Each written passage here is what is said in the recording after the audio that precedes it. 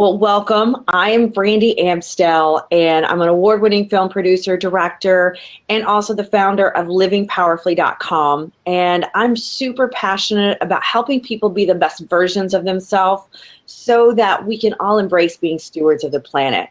And with me, I have two incredible people, but also dear, dear friends. And so I'm going to let them introduce themselves, and then we'll kind of come back and we'll set the context for this conversation. But Laura, do you want to please introduce yourself? Sure. Hi, everyone. My name is Laura Tucker. I am a business coach. I live in Toronto, Ontario, Canada.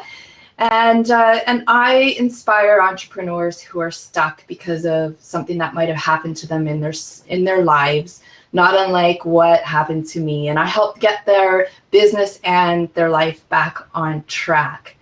And so part of my journey has turned me into a different kind of coach than I initially started out as, which I'm very, very grateful for. And I guess I'll throw it over to Julie now. Hi everyone, my name is Julie Min. I am a psychic, and it's difficult to explain the scope of what I do. Generally speaking, what is important to me is that people learn better who they are, and in doing so, learn to love themselves more, something about which I spoke earlier. And when you have confidence in your own voice, that's when you really start to make a difference in the world. And that's when people really get to know you. So that's what's important to me. If I can help you get to do that in life, that's my position. Awesome. So just to kind of set a little context for why we're doing this, why we're together, we all met in 2008 through a community on a spiritual journey it was through James Ray, and we all became friends, or at least acquaintances, and respected each other on each of our individual journeys. And we came together at a pinnacle course called Spiritual Warrior, which was held in Sedona, Arizona in 2009. And it ended tragically and left all of us a little bit, I guess you could say wounded, but or traumatized, but definitely separated. Like everybody kind of split their ways and went on their own healing path from this incident. And then the media kind of projected us into it again in various different ways, and a trial that was pretty ugly. And so there's just been a lot of stuff that's happened around it without a lot of connection between the group or the community as a whole. And so we've recently reconnected as a result of being invited to be a part of a CNN documentary, a follow-up documentary. And as part of that documentary, we all were grateful that we were able to speak our personal truths at that moment. But there was also this deep desire or yearning to say more or really be heard and have all pieces of our voice be heard, as opposed to who knows what's really going to happen in the film. So we've created this blab as a forum for us to all come together and really share who we are as individuals and along this journey, because who we were in the beginning, what led us to being part of the community, which led us to Spiritual Warrior, which led us through all of the trauma, which got us here, is very, very different. And even the person that was interviewed for the film, like a lot of time has passed and we are a different individual. So we're all excited to have Siri is talking to me. Unbelievable. Anyway, so I'm excited that we're able to have this platform and be able to share ourselves, and hopefully that other people will gain knowledge, insight, and information for how they want to navigate their own personal spiritual journey. And so today we are just going to really kind of let you in on who we are and what had us even start this. Like, how did we come together? And so I'm going to toss out a question here, and either of you can start, but what originally attracted you to the community on this spiritual journey? Laura, you want to start? Sure. Sure. Well, this is going back a number of years, and it's first of all, what got me to my very, very first event it was in Oakland, advertised as San Francisco. So I had been to San Francisco before and absolutely loved it. I had actually, the reason why I even found out about James or any of the other people who were giving these events or at the time was because I'd watched the movie The Secret, and it just spoke to me on a level of, there were some different ideas about how to conduct your life in there than I had been exposed to in the past. And I was very, very curious. So I ended up enrolling in James's initial event and was there just as much for the opportunity to invest some time and energy and money into myself. I had been self-employed for, at the time, at least 6 years, and I'd never really done anything for personal development or professional development. So I got on that plane, I went down to California, and from there, it's almost like I didn't know I was starting on any kind of a spiritual journey. That wasn't that wasn't my way of thinking about it at the time. And it was one thing led to another, and it became about seeing and being with so many dynamic, interesting, positive, highly energized people who wanted to do big things in the world. And that was infectious for me. It represented, I had people like that in my life at home, but it represented an opportunity for me to connect on a very conscious and deliberate and intentional level with people across North America and beyond. So that's what got me to go there.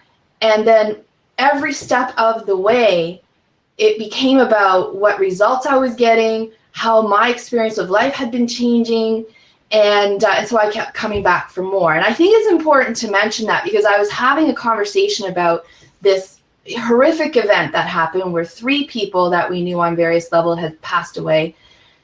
And they just thought that it was, a one-time thing that we were all at that turned into something. They didn't realize that there were relationships and a community, and over time a tremendous amount of trust that had been developed amongst the people who were there, including our level of trust with the person that we were learning from, which was James. So I just wanted to put that out on the table and really know that it had to do with being open-hearted and just very, very highly curious. Yes. Yeah, I like your answer, Laura. I had forgotten that the introduction began with The Secret, and that's exactly where mine came from. Yeah, where is Oprah, and then it went to a free introductory talk that James was giving, and a friend of mine had, said, "Hey, I'm going. Do you want to go?" I'm like, "Oh yeah, I've heard of this guy. Okay, sure, I'll come with you." And I signed up. I signed up for the whole journey. I was just like, yes, I want to do this. And the reason why I was so excited is the community. It was so much the community of people. I was so excited to get to learn that there were other people in the world who were just as invested in their personal growth as I was, and where they were demonstrating the courage that I wanted to have in my own life. So it was like, oh my gosh, people are actually doing this, and they're further on the path than I am. So I have examples right then and there, and I can develop these friendships and cultivate that. So yeah, I just about the same kind of story where once I got involved in the community, I signed up, and I was excited. I was so interested in this man who had cultivated his life's journey of his own spiritual pursuit. And the one thing that James is very good at is pulling together that information and giving it back to the audience in a way that's easily digestible. I thought that was a good skill set that he had. He brought the community together, and he was also good at disseminating the information. So I felt like I was getting his 20, 30 some odd years of spiritual pursuit all kind of filtered down through something that I could take faster, which was actually my intent when I wanted to follow him. I wanted, I guess, a mentor, somebody who had been walking the path longer than I, and somebody who was willing to take the time to help those of us who were just beginning the journey or who had been on the journey a little bit less than he. So Right. James and the community. Mm-hmm. Yeah, I think it's so funny because you do forget that, oh my gosh, it really was the secret. Because the same way, you know, I, as a filmmaker, was really on the path to uncovering, you know, how this whole self-distribution thing was working, and how do I, as a filmmaker, move my game forward and compete with something in Hollywood, right? Like, how do I, in Austin, Texas, compete with that? And I watched The Secret, and because it was a film that sold like 4 million copies independently, so I was like, what in the world is in this film that they would be able to achieve such results? Like, I needed to know what that model was. And so when I watched the film, I was just, you know, mesmerized by the content and the speakers, and like, oh wow, look at these people. And there were a couple that I resonated with more than some of the other ones, but for sure James was on that list. And so we got on his newsletter, and then within like a month he was going to be in my city doing a free event. Yeah, you see the model emerging, right? Yeah, so there was a free event, and I went to it with the conscious curiosity that you're talking about, Laura, and just like, what's this whole thing about? And as I'm sitting there with this skeptical look on my face, just like, what is this? And I see all the people run to the back table and want to register for his program, which was Harmonic Wealth. And to me, I was just like, wow, the power that this guy has to like really be able to move people to action. And so I was like, I'm excited. I'm totally intrigued, and I want to go figure more out. So I just signed up for his free event and signed my husband up too. And so we went together, and it was really great. So you go the first time and you get that experience of, holy moly, there's like another 200 people in this room that feel the same way I do, that are wanting to be connected at a deeper level, that want to make a difference in the world, and, you know, that just are out to achieve big things in their life. And I wasn't surrounded by a lot of that in my life. In my life, it's more about the day-to-day stuff, and, you know, where are we going to go for happy hour, and, you know, some of those kinds of things. And to go to a place where people were engaged in a whole nother level of conversation was exciting. And so that's really what had me get into it. And then, of course, like you, Julie, like it's like jumping with both feet in, right? Because we ended up going to the Harmonic Wealth. It was extraordinary. We met some really cool people. Then we immediately signed up for the next event, which was in Hawaii. And well, my gosh, how could anything go wrong in Hawaii? Wow. And then when you're in Hawaii, it was like really jumping into getting to be, it wasn't so much about James. It was more about that community and about the other people. And I knew what was possible for all of us if we came together and collectively were able to create something. So that's really what kept me moving forward with it. And plus it kind of made sense, because if you went ahead and signed up as World Wealth Society, then you also got all the programs and everything. So it seemed like all included. But then on top of that, you get to also make this huge difference in the world, and you're going to get to go and travel and, you know, get more access and all this stuff. So it would just seem like I guess you get wrapped up in like what's possible. You know, Brandy, you mentioned the World Wealth Society, and I don't know people would be familiar with that concept. So would you care to expand on that as just as a general short definition?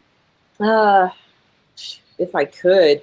I'm just thinking, like, the World Wealth Society, I know why I joined it. I don't really know what it was about, because I think it was more of like being developed as we were going through it. But essentially, we were part of the inner circle with James, and so we got more access, and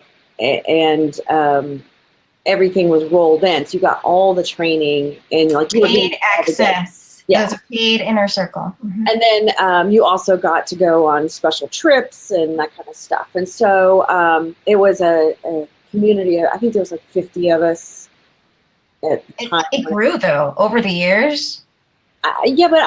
Yes, I think it did. And I remember, like, when we went to Egypt, it was 50 of us went to Egypt. And so that was kind of like the pinnacle of the growth that happened. But it was really a result of who was there and like that desire to be a part of this collective group of people creating stuff. So, I mean, that kind of tells us like why we were attracted to it. But the next question that I want us to explore is really, who were we at? So we had done the programs, we figured out that this was a group of people we wanted to interact with. But then what had us go take that pinnacle course, the Spiritual Warrior? What about that program actually attracted us to sign up and pay yes? Because it was more expensive. Mm-hmm. It wasn't included as part of my World Wealth Society. It was extra. And like, if you could share with a little bit about what you saw for yourself was available out of participation. Do you want to go in the same order? Sure. So, Laura. I don't know that I thought of it as any different from any other event, to be honest. I really wanted to be there. I liked the idea of a small group. I knew a lot of the people who were going very, very well. And it was a period of time in my life where I had the freedom, financial and otherwise, to do these things. So for me, it wasn't a case of the price tag or the experience. It was more about completing what I had started. And it was in Sedona, which is one of my favorite places on the earth. And I just felt like, only good things could happen there. And so, so for me, it was a continuation. And also I knew that it was also the end of that period of my life, because after that, my intention was to get back to my real world, so to speak, and implement everything that I had dreamed of and conjured up. And I had to do a Spiritual Warrior. I will add this, is I knew that it would be a much more individual type event, and I was really wanting to do the work. I had some things I needed to work out for myself, and you just don't do that in the course of your day-to-day life, like to really take a week to go inside and see, what may be holding you back, or what you might need to let go of. Little did I know that I would be picking up more of that than I came with on the way home. Yeah. We can come back around to that. Yeah, absolutely. I was gonna say, that's a loaded one. Yeah, totally. Yeah. Well, as you were talking, Laura, I was trying to decide how much detail to include in this first conversation, because Spiritual Warrior, like you said, it's deeply personal. And one of the things that drew me to that event was the fact that people were brutally honest with themselves and their own lives, and willing to stand in front of the crowd just open and wounded and just say, I am not a perfect human being. In fact, I am very much imperfect, and I need help. And the only way how I can see getting help is from my fellow human beings who might have, a little bit more wisdom than I. And that's why I went to Spiritual Warrior, is because I know that I needed that kind of community in order to do my own healing, where I had tried traditional routes, a little bit more depth into my own personal history. I've had multiple therapists, professional on all different levels, and it wasn't enough. It comes back down to, what are you willing to do for yourself? And what I realized is that I wanted the community more than anything. If I needed to do the work myself, I needed the community to catch me as my safety net, to be there for me when things were going to get tough, because I knew they were. So that is what drew me to Spiritual Warrior. I felt like that was an environment that would be conducive to doing the kind of work that I was ready to do, but somehow couldn't do on my own. And therefore I was willing to go there and push my own limits to see what I could achieve. Yeah. And ended up accumulating a few more things along the road, right along the way to heal. But part of the journey, you can't escape life unscathed. It's not about, coming out the other side pristine and white and with no scars. It's about living. So it's having the courage to live in spite of knowing that we may get hurt along the way. So we did it. Yeah, we did it, sure. So for me, it was the natural progression, right? Like I'd taken all the other programs. It made perfect sense that I would do the Pinnacle program. And I guess the course description, or the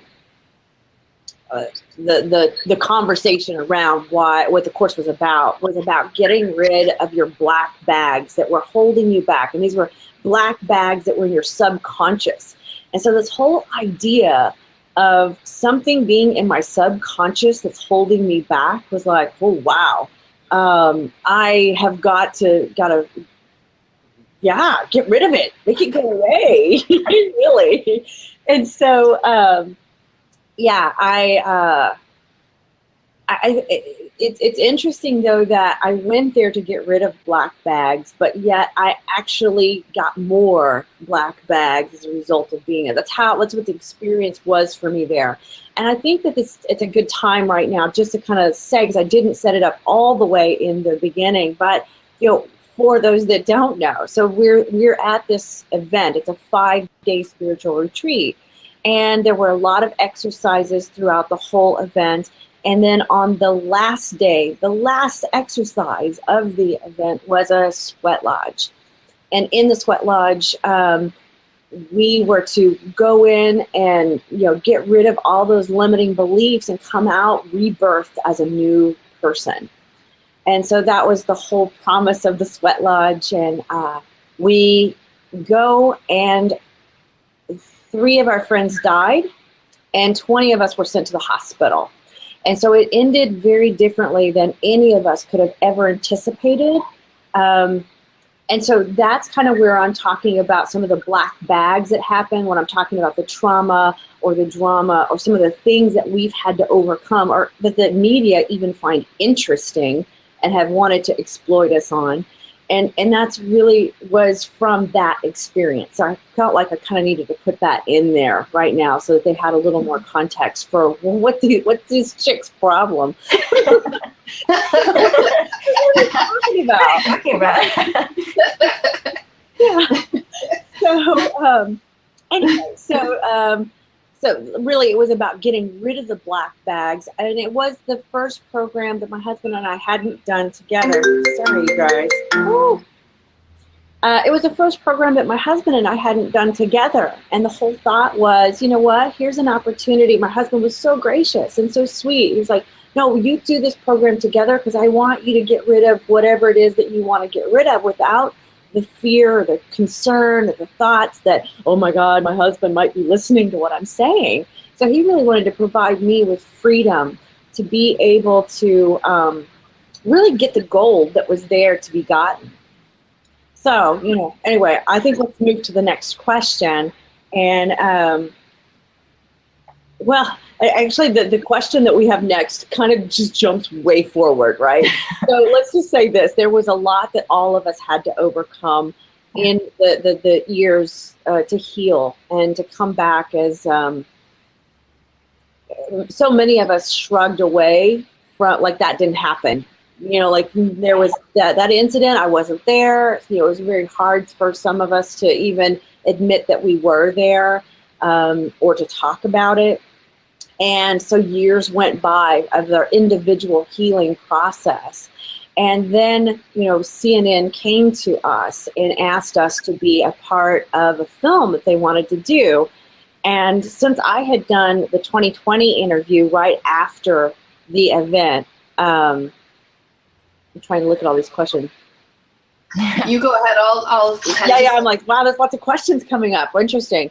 So, what was I saying? 2020 movie. Oh yeah, I did the 2020 interview, and for me that was really about that everybody else seemed so wounded and so hurt that they wanted to just shriek away and pretend like it didn't happen. And there were some really ugly things being said about the participants, and specifically about the participants that had died. And I felt a connection. Like, these were people that I'm related to. They were my friends, and no one is standing up for them. And it just felt like I had a responsibility to be the one to step up and say something. And so I agreed to do the 2020 interview. And little did I realize, like, the full ramifications of what that would entail, how that would impact me. And they twisted my words around. I should have known as a filmmaker, right, in the whole editing process, what's possible to, in an interview, here's what's being said, and I could just cut it right there and then put whatever I want or whatever image afterwards and lead people to think something completely different than what the intention was. And so there was a lot of having to get over that piece of it. And so then when we are invited to be a part of the CNN interview, all of those questions kind of came back up for me in a really, like, almost angry way. That, who are these journalists to want to ask questions, to exploit me for their fame or their whatever, or to misspeak what was happening or the intention. And again, I still felt that urge or that responsibility that if I wanted to change this, I had to be the one to step up and do it and be willing to do it. And I was super rigorous with the filmmakers. And but it was really out of protection of me, but protection of my friends also, each of you. It was, I wanted to make sure that these people were legit and that they were going to be responsible journalists. And still, this blab has come out as a result of all of us wanting to make sure that our voices are heard and what we have to say. So anyway, I kind of got off on something there, but it was like I felt really compelled that people understand that this is a very complex issue, and a lot has come up around it, and then the responsibility that I feel towards at least getting more of people's truths, because we each have our own personal truth, what happened for us and how it occurs. And so as long as we have many of those opinions, then people can take those and figure out how it works for them. But when it's just one-sided in the media's perspective, then that's just what people believe. And so I really hope that this is giving people more of a perspective. So, what was that question again? Who were we at the time of the interview? So, like, jumping forward now, we're jumping back forward from Spiritual Warrior to where we have been invited to be interviewed by CNN. And, like, who were you there that had you step forward and willing to talk? I can step up to that one next, Brandy. Okay. If you'd like. So it was about a year ago that I actually wasn't contacted by the filmmakers first. I was contacted by you, Brandy. We hadn't spoken in a couple of years, and you had seen that I had been in Sedona on Facebook, And I was there last January for the first time in the 5+ years since the last time. And just as an aside, I didn't know how I would feel going back there. And it was wonderful because my husband was with me, and we weren't together in 2009, although he has been alongside my my process ever since then. But we went to Sedona, and while I was there, I was realizing that I realized I could not attach what happened and the aftermath to such a beautiful place. And I experienced, it was wonderful to be there. So I came home, posted pictures on Facebook, and Brandy starts to message me on Facebook saying, "So I see you were in Sedona recently. How was that for you?" And we arranged a time. Little did I know she had been talking to the filmmakers, right? So we arranged a time to get on the phone because I welcomed the opportunity to connect with her anytime. And so we caught up, and then she let me know about the film. And I can almost feel like I felt then, you know, the heart palpitations. And I saw it, you know, the way that you spoke to me about Allison and Jenny, the producer and director, and the approach that you felt that they were taking to not just the event. The film is not about the sweat lodge. It is about the personal development industry, using the people who were there who didn't pass away as an example. And they were willing to go where I wanted to go when I spoke to them. They were willing, they wanted to hear what I thought about the media coverage and the impact that it had on me personally, but also within my broader community, my family, my business community. The repercussions of being called and being, you know, labeled as people who were in a cult, which was the furthest thing from the truth, and yet it was how it was portrayed. And so I always felt that when the time was right for me, that I would speak about it. And I had to come to because I had been really keeping it in the background as much as I could. And I had to come to a point where I realized where, with or without my involvement, this film was going to be made. And for every person who was contacted, either by one of us or one of the directors, who said no, you know, that was understandable, but I knew that I couldn't have this thought in my head that there will come a time where I will speak about the things that I learned, and then shy away from this, even though I was, quite frankly, terrified at the prospect of being so visible again. So fast forward to, that was January of 2015.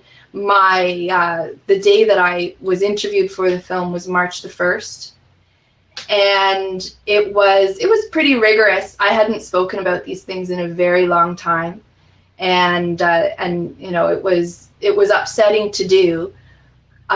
However, when I walked out of that house that day, and it was actually a beautiful day for Toronto in March. The sun was shining. I walked back out to my car, and I sat down and I got ready to drive home. And I felt about 1,000 pounds lighter than I had been in many, many years. And realized that, oh my goodness, I was just talking for like 5 hours, but I have more to say. I have more to say. And started getting the idea that if anyone was going to tell my story, it's going to have to be me. That I wanted to step up and do that. So that was the beginning of the next stage in my healing, and I was so surprised by that outcome. Couldn't have expected it. And there's still some uncertainty because we haven't seen the film and don't know when we'll have an opportunity to see the film. We don't know what's been used, but that's part of why we're here on Blab, is to have our voice at our own discretion. I love what you said, Laura, especially the how it was so uplifting for you, how you found it to be, it was a scary prospect to speak on film about this very personal thing that happened to you. And yet when you had the courage to share your story, that's when you really felt like you were stepping into yourself, this bigger version of yourself, and really claiming your own life, not apologizing for the decisions that you made. And I think that's beautiful. I love that. I'm all for that. Yay! So good for you. I'm so happy to hear that. And my journey to the film, it really, Brandy, you are the spearhead, and you are the heart of our voice, really, because you, since the beginning of this, you have been the one to speak. You and Beverly have been the ones to speak to the media, and at your own personal risk and great personal attack. You know, again, the media was not kind. And through your example, your persistence, Laura and I believe she would agree with me, where we have found our courage through you by watching your example. And you've been consistent since the beginning. And I don't know if I've had a chance to tell you that, so I want to tell you this now, where, again, you know, you being you has been that example that you always want to be. You know, you say you want to be the example of possibility. And even without trying, this is the best part. Without trying, you just saying, I can't live like this. I need to say something. And because I feel so strongly, what else am I going to do? And I think that's perfect. I think it's beautiful and brave. And I'm so proud to be your friend. And I'm happy, so happy to be doing this with you ladies. Because I do feel like our community has been so wounded. And it hurts my heart to think of all those people who can't even bear to talk about this yet, because I remember feeling like that. And it wasn't so long ago for all of us that we were there. And it's only through talking and talking and more talking and healing and more talking and crying, lots of Kleenex, you know, and we're still here. It is our journey to live through the pain. It was our friend's journey to die.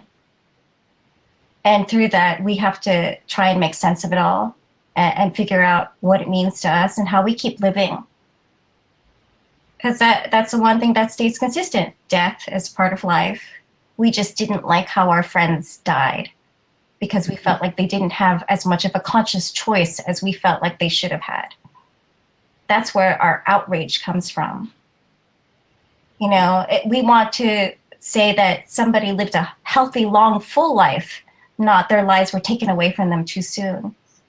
And yet, the universe that I believe in, that makes me feel the best, is where we have a conscious say-so. We may not be aware of this say-so, but I believe we have a say-so.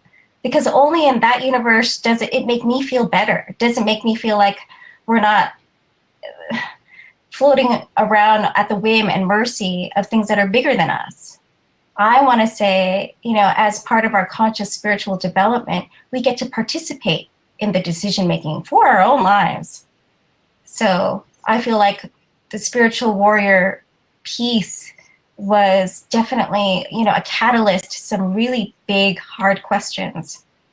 You know, who has a say-so in our lives? Who gets to take responsibility? And when we take responsibility, then what can we achieve in our lives? And I think it's only after we claim responsibility for everything do we really get the freedom of choice and the freedom of creation. So I believe that that's why we all went to Spiritual Warrior and why we're still here, while we're still doing it. So there's a question here, and yes. Have you found what you were looking for when you went to Spiritual Warrior, or is there more for you to find or create? How do you feel now about the program, and would you recreate an opportunity to release the things holding you back? I think it's a great question, and do you guys want to answer that, or do you have a thought on it? Well, why don't you start, Brandy? You noticed the question, so obviously it. Have you found what you're looking for when you went to Spiritual Warrior? I would say what I found was a lot more black bags. So yeah, I found a lot more stuff. Well, not just that, but you had an intention going to Spiritual Warrior. Did your intention get realized? Did you actually get what you wanted, including the more that you didn't ask for consciously? Right. Yeah, and I think the biggest thing I would say was that I got from Spiritual Warrior was, you know, finding out that I needed to, like, I'm the kind of person that has to make things happen. Like, I'm a go-getter, right? And I'm going to make it happen. And what I got from Spiritual Warrior was that the message that the universe had for me to take my life to the next level, to build my business the way I wanted to, was to drop into my heart and stop forcing things to happen. And so that was a very clear message for me going into the sweat lodge. And then when I was in the sweat lodge, I even left during the round that represented for me the heart chakra and dropping into the heart. And then it all unfolded the way it did. And my automatic response during trauma and drama was to go back to what I know, which was my head. And I've got to figure this out. I've got to figure out how to get through the trauma. James does not get to have this power over me. And so it was like this whole, I just got to make this happen. And it wasn't until this year, actually, that the universe has presented me opportunities to take another look at, oh, okay, are you ready to take your life to the next level? Maybe now you could take a look. And I did, and I saw that it was, again, dropping into the heart and really coming from a place where I'm allowing life to unfold as opposed to saying or forcing it to go a particular way. And so at this time, I'm listening. I'm from a different spot, right? Like I can hear it, and things are opening up for me that I had never thought possible. But that was as a result of my willingness to take a look at it way back then. So that's one of the things that I would say I got from Spiritual Warrior. How do I feel about the program now? I still feel like I'm grateful for the experience that I had to be there and to take a look at it. And even the media debacle and the trial and like all that stuff, like I grew as a human being. And I got way more grounded in who I am, what I stand for, what works for me and what doesn't, and what I'm willing to speak out about. And then was that, would you recreate an opportunity to release things holding you back? You know, I actually had, this is funny. So I have friends that are coaches, and they were telling me about creating an event where they're going to do exercises, you know, like the arrow on the throat and the, you know, walking on fire and all of these things. And they asked me what I thought about it. I know, like, never done that. They asked me what I thought about it. And I was like, you know, I think there's a lot better ways to get in touch with uncovering limiting beliefs than to put yourself in harm's way. And so I've even been to events since then on my healing path where they've wanted me to break a board with my hand. And I just look at them and I'm like, nah, I'm not. I'm very clear I can do that, and there's no need for me to go there. And so no is the answer to that question. I mean, I love that. That's awesome. Recreating a program where people can do stuff like this. And I'm not a proponent of them. So do you guys have any different takes or thoughts on how do you feel about those questions? Oh, I think they're great questions. For me, I think yes, I did find what I was looking for when I went there, and I think that I think that had at least as much to do with how invested I was in finding it as any other thing or person that was there. And so, yes, I did find it. The consequence of finding it, which had a lot to do with shifting some beliefs I had around relationships and love. And so part of, I think, why I was suffered as I did after 3 people died and everything else that happened was that I was wide open. And the idea was that we were to be celebrating, and then this horrible outcome came. And it was just too much for me to take in or process, at least initially, and for a long time. So finding what I was looking for gave me, was a gift in a positive way, and it was also a gift in a very challenging way. What I came out of it with, though, was an understanding that these breakthroughs, like you referenced, the arrow to the throat, the breaking of the board, to me now, they're nothing more than contrived external experiences that are put on by people to kind of not fake a breakthrough, because people do have breakthroughs when they do it, but there are so many more effective ways of doing that in your own life. And that's why I'm a coach now, for crying out loud. Like, it has shifted me into who I am and what I do in the world now.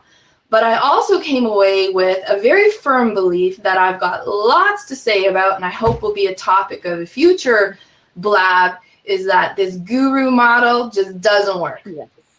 Yeah. It is not a sustainable business model. We know lots about that.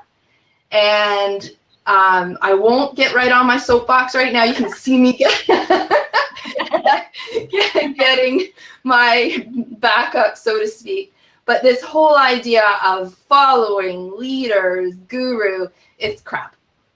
Yes. And I think that if there's any one thing that could come out of all of this for all of us, is an opportunity to be heard, because there are many people who've been asked to comment about what happened at Spiritual Warrior, who have the power and position to have a voice to very, very large audiences in the world, and they decline. They hide, and they're not interested in having a voice. I don't think that they're responsible, but I do think that there is a certain amount of social responsibility, community responsibility to have something to say. And so that is one of the big things that came out of it for me. And like I said, I hope we'll be talking about that specifically at some point in the future. Yeah, I love listening to you ladies talk, because it's just like, oh yes, that too. Yes, I feel exactly the same way. And it's really the social responsibility.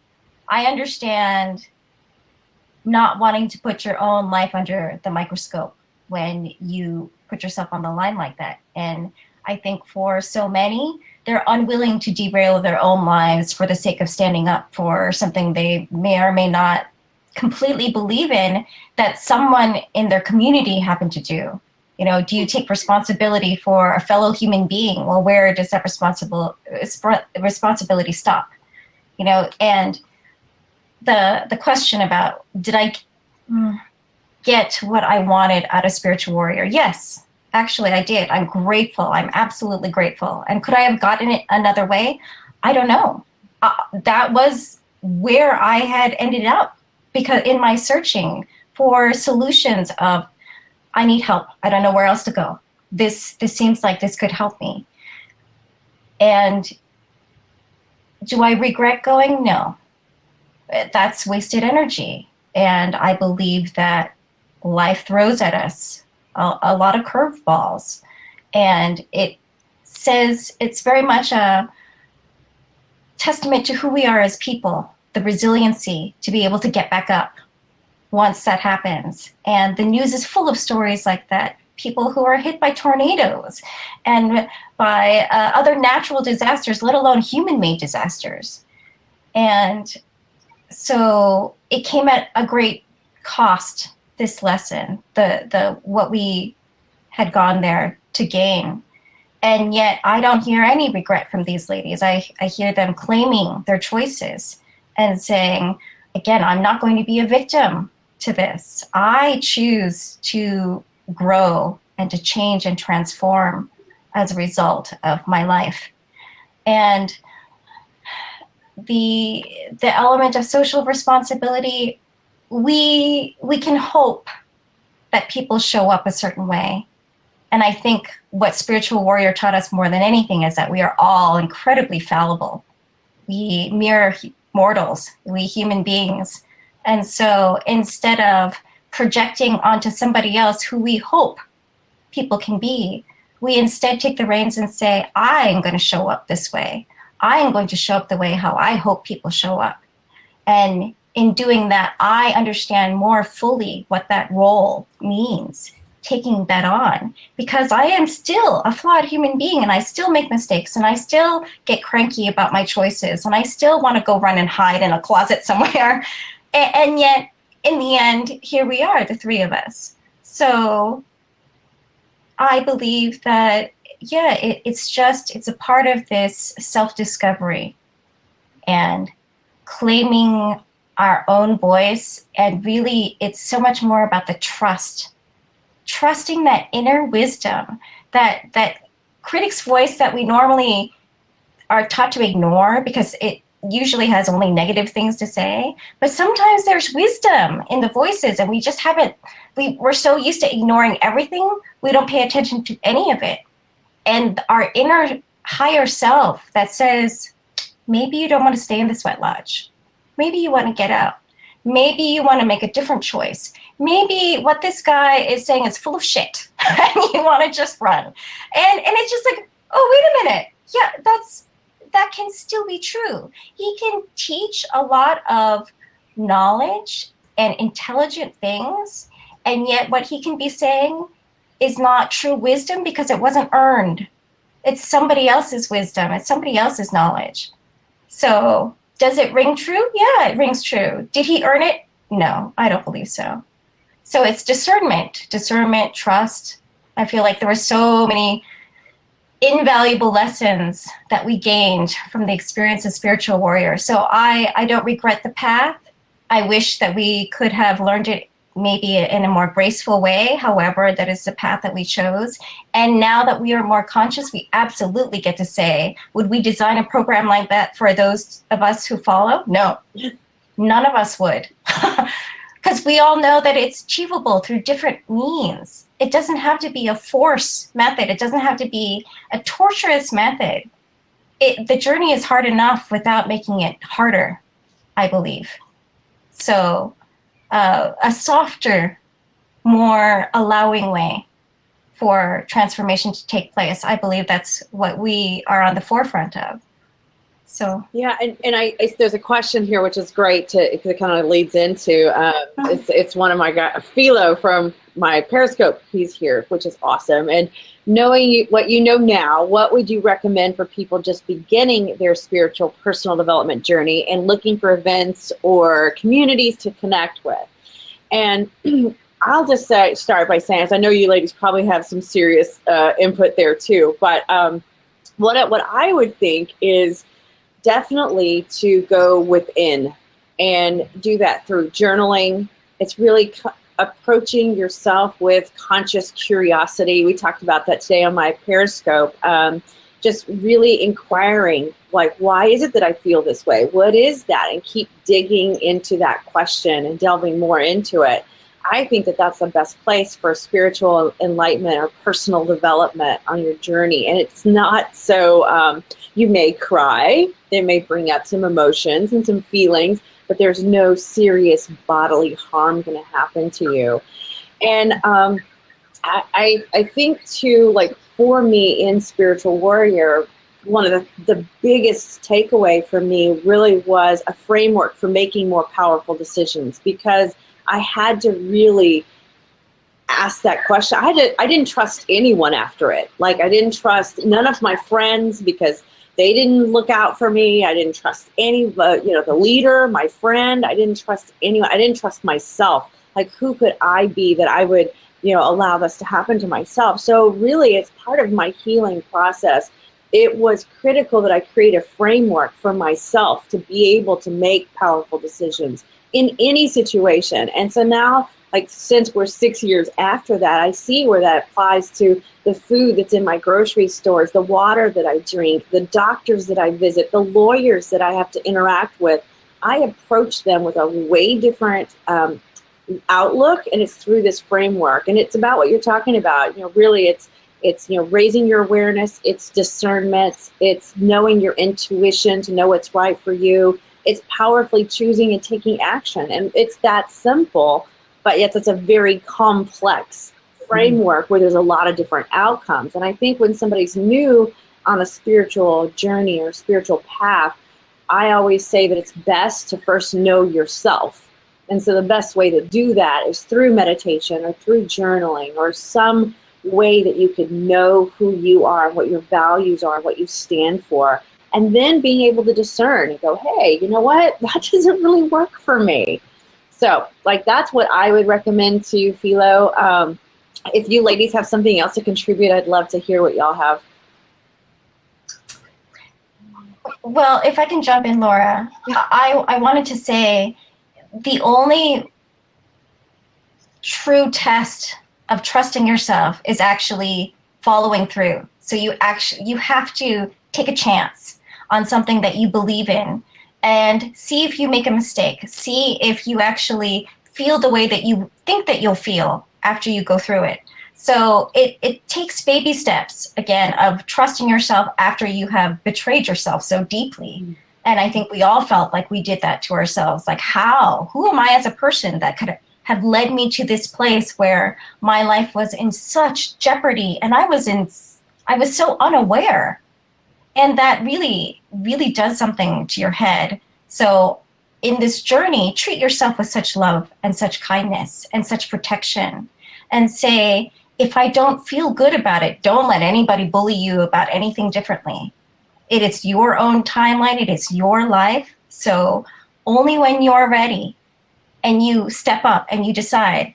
And at some point, you're going to have to test the water and see if it's cold. And sometimes it's cold, right? And sometimes the deep end, it kind of scares us a little bit. That doesn't mean you can't swim or you can't dive or you can't do something beautifully. It just means it's new and it's a little bit scary at first. So if you go into spirituality with the same attitude that you would do anything new like that, like a new sport, then I believe that you have your own system of discernment and your own system of trust already in place. You just have to apply it to a different thing. So believe yourself. That's what I would say. Mm-hmm. Laura, do you have something more to add? Sure. Not unlike Brandy, it was the process of having to bring myself back from the low that I experienced, or probably more aptly put, the trauma that I experienced, was that,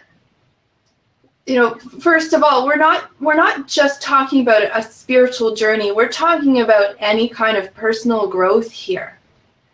And anytime you're looking to grow yourself, you need to go in knowing that whatever the outcome is, whoever you choose to work with, if you choose to work with someone, you need to be in the driver's seat. You decide, what the parameters of that relationship are. You decide when it begins. You decide when it ends. And I would say that one of the biggest, and that means sometimes saying no when you're wanting to, say, skip steps. I think that's what happened to me. I was like a puppy. I was taking up all of these lessons just I was discerning in some ways, but I wasn't exercising that discernment within that guru environment.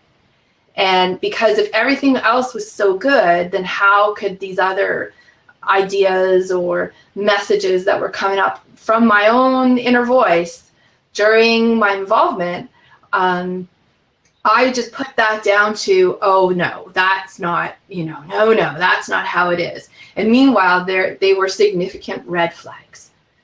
And so having to really go back and take responsibility for that, was a big part of my my healing and my ability to feel better on a day-to-day basis. And I think one of the things that I took away from it that's critical is that if you're having to explain yourself or justify your involvement, either before, during, or after, then that's a signal. There's maybe one of two things going on there. There's different kinds of explaining, because after the shit hit the fan and everything was all over, pardon my language, but that's what it was. Everything was all over TV. I was finding myself doing a lot of explaining and justifying.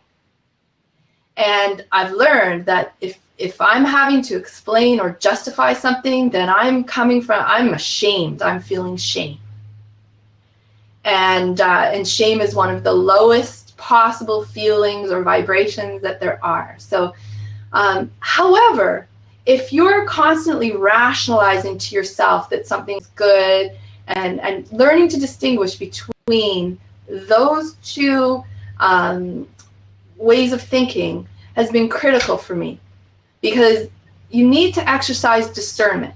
Right now, when I move forward, like, I don't see a chiropractor or a massage therapist or deal with an accountant or a lawyer who doesn't feel good to me. And the same should be of a coach, of a teacher, of a speaker, of an author, of whoever, what TV show you might watch or an event that you go to. It is true we all have an inner guidance system, and if we could do one thing for ourselves, that would to be get increasingly clearer and clearer over time how it speaks to us. And it's highly individual, and there are people who can help with that. And it's too much to take in during this one. I see we're just over our hour time frame, but we are going to be back. That's the good thing. There's just so much more to address here. So I'll turn it over to you, Brandy. Yeah, well, I think you did a great job there of just setting it up. We have so much that we want to share, impart, and there's a lot of nuances to this conversation, so many lessons that we learned, and we want to share those with everyone. And so we are going to be doing this blab session and continuing the conversation and answering those questions, brilliant questions. I appreciate all of them today. And we're going to be doing this on the first and the third Mondays at noon Central Time. And definitely follow each one of us so that you're aware of extra blabs that might be happening, or follow us on Twitter. And that way we can keep the conversation alive and going. And so that's how you build community. This is how we build the next community, is people that are wanting to engage in this conversation and build a community of people that have discernment and choice and leaving the guru model, all of that. And so it's like this. That's our opportunity here with this blab. So is there anything else that you guys want to add to that, or did I hit it all? I just want to thank everyone who came to watch. Yes, thank you so much for participating. Yes, and in the future, we had a lot to say today to kind of kick off this series. So hang in there, and we will be able to facilitate more question and answer, and not have as much of a plan for the entire time. We look forward to engaging with other people who like us are open to learning. Yeah, absolutely. All right, ladies, thanks so much for being on here. It's great to see you all, and we will see you in a couple weeks. Sounds good. Thank you. Thank you. Bye. Thanks, everyone. Bye-bye.